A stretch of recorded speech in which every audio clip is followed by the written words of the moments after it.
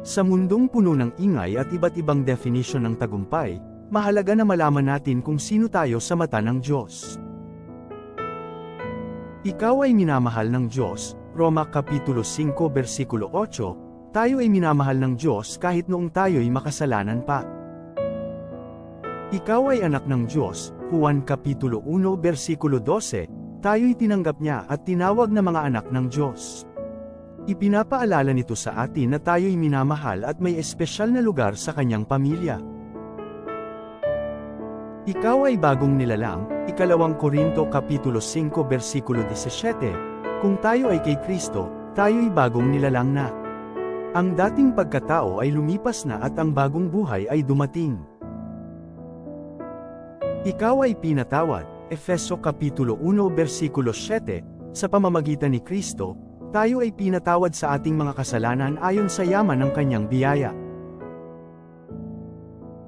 Ikaw ay katiwala ng pag-asa, Unang Pedro Kapitulo 1 versikulo 3 at 4, tayo ay may buhay na pag-asa sa pamamagitan ng muling pagkabuhay ni Hesu Kristo mula sa mga patay.